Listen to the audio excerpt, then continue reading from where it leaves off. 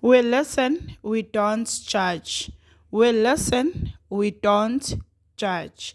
Indaba ka-Anonymous osibhalele namhlanje ifundeka kanje. Ngazalelwa eSoweto ngakhulela khona futhi. Ngikhuliswa ngumama yedwa, ubaba yena bekakhona empilweni yami kodwa bese behlukene nomama. Ngikhule ngingumntwana othanda izinto, ngiphaphile futhi. Ngisho esikoleni bengidume kakhulu ngokuphapha. Ngifunde ngaze ngafika ka-grade 12 kodwa angiwuphasanga. Kwathi ngonyaka olandelayo wathi umama angibuyele esikolweni ngiyolungisa ugrade 12 wami, ngangavumi ngoba ngangibona kahle ukuthi isikolo siyangibambezela. Kulowo nyaka ngangiphila nje impilo yomgruvo, sibhizi sijola nama-Nigeria nabangani bami. Kwathi nje ngelinye ilanga siyogruva eJozi nabangani bami, sahlangana nabanye ogeli eklabhini. Bebathe ukukhula kunathi ngeminyaka. Bathi labo geli singabajona labahleli khona abamind ngoba vele kwakugcwele kule club, so ispace bese singasekho. Okay sangaba nankinga, sahlala nabogeli sazithengela i-first round yotshwala kodwa after lapho abogeli yibo bese bathenga. Sasibona nje ukuthi money is not a problem kubogeli ngendlela abaspenda ngayo that night. From there kwase kungabangani bethu.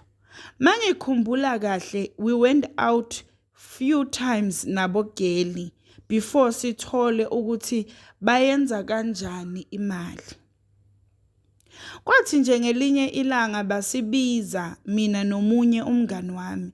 Kusho ukuthi the time silibele sihamba nabo bebasifunda umqondo ngoba vele mina nalomngani wami abasibiza naye yithi bekungathi sihlakaniphile futhi sithanda izinto eskimini ukundlula laba abanye ngoba besiyi4 eskimini sethu. Sahamba ke sayohlangana nabo abogeli. La ndleleni masisaya khona siyazibuza nomngani ukuthi I wonder yini lengaka abasibizela yona abogeli. Safika ke ku-apartment yabo, bebehlala eSandton. Sathi nje masifika basi welcome ngama-drinks, kwahlalwa phansi, kwaxoxwa, kwadliwa, kwaxoxwa nje kancane ngempilo. Base bayasibuza ke ukuthi anifuni ukuphila lempilo emnandi esiyiphilayo. Savumela phezulu nomngani. Sathi yebo nathi siyafuna ukuphila leyo mpilo. Base basitshela ke ukuthi bona batrafficka ama-drugs. So if siyafuna bangasihlanganisa neboss yabo. Ngendlela esathuka ngayo. Kusho babona ukuthi siyathuka, base bathi no man, lento easy ngoba iboss yabo inama connections ema-airport, so kundluleka easy. Wathi nje omunye ugeli yena sekana 5 years ayenza lento kodwa akaze waboshwa. Washo ekhipha ifoni yakhe asibonisa izithombe zakhe ekumanye amazwe. Wathi lo munye yena una 3 years ayenza lento. So sababuza ke ukuthi bawafaka kuphi lama drugs. Basitshela ukuthi bayawagwinya and futhi ku easy. Bona abakazi bahlangane na any problems. Sathi thina sicela ukuyocabanga kahle ngalento. Bathi no, akuna stress kodwa sengathathi isikhathi eside cause iboss yabo ifuna abantu. Sahamba ke nomngani sabuyela emuva eKasi. Ngakusasa sahlangana nomngani sayikhuluma kahle lento. Umngani wathi yena nje uyasaba angeke akwazi makangaboshwa ingane yakhe uzoyishiya nobani. Ngathi mina mngani angazi kodwa lento it's so tempting.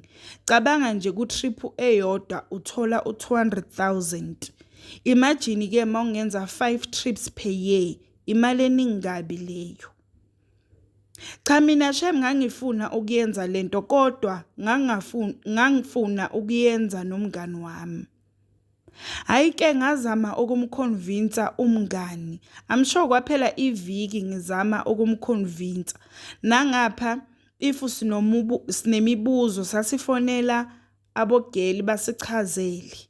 Hayi wagcina evumile ke umngani. Abogeli basinika inamba yebhosi yabo basho ukuthi asifone sisho ukuthi sinikezwe abobani amanamba sifuna umsebenzi.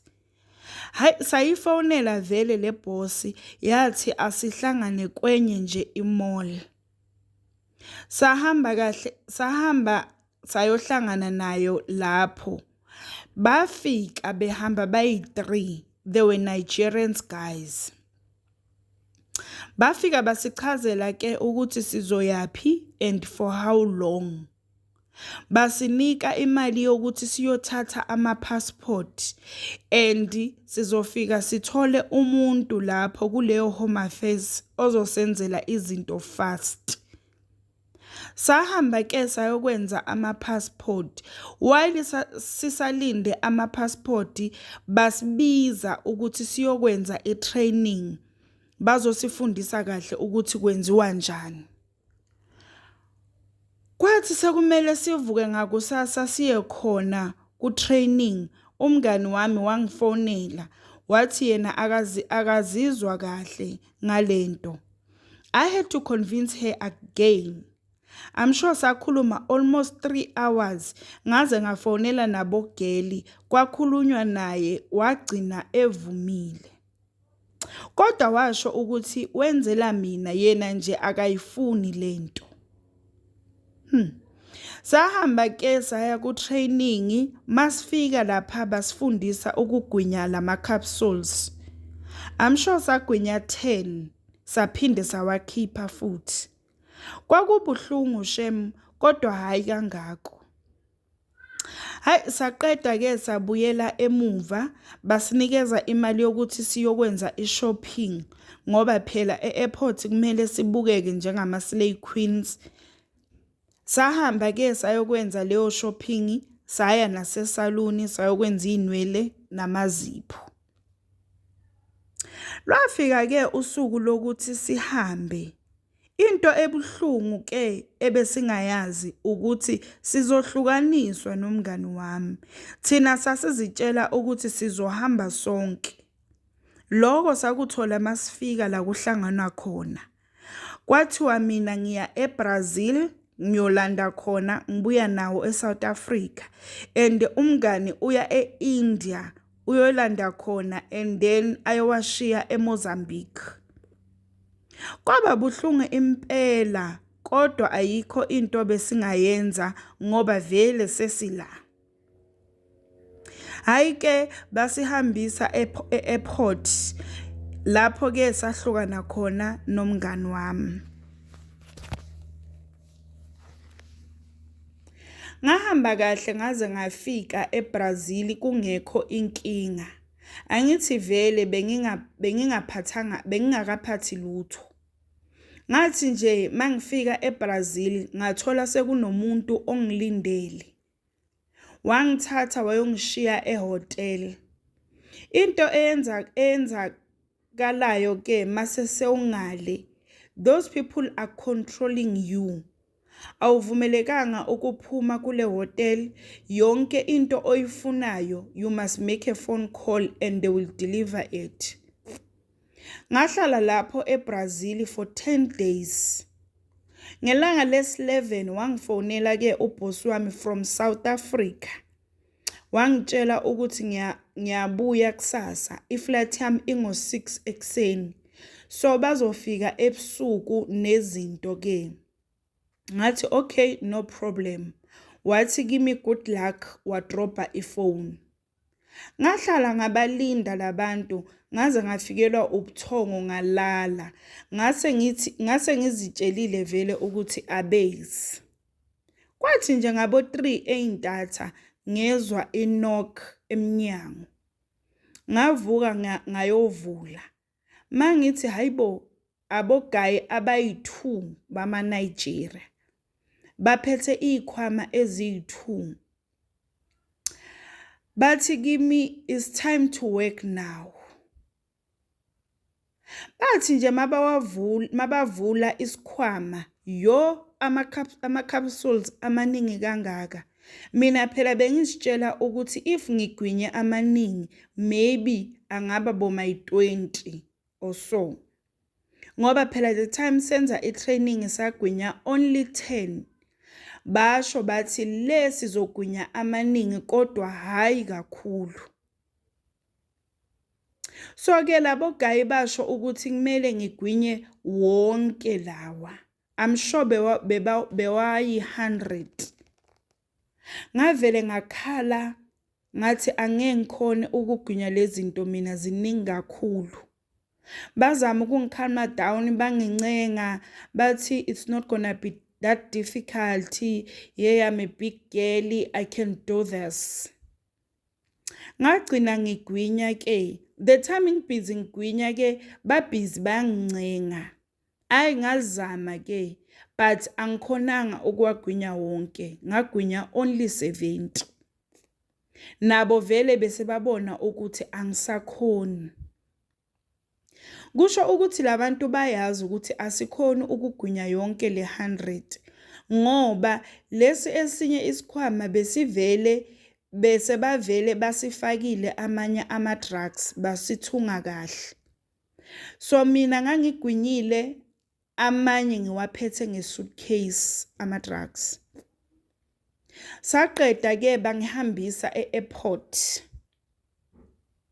La ku flight akumele udle, akumele uphuze anything ene-acid because makungenzeka nje kuqhume i-capsule A1 uyafa straight.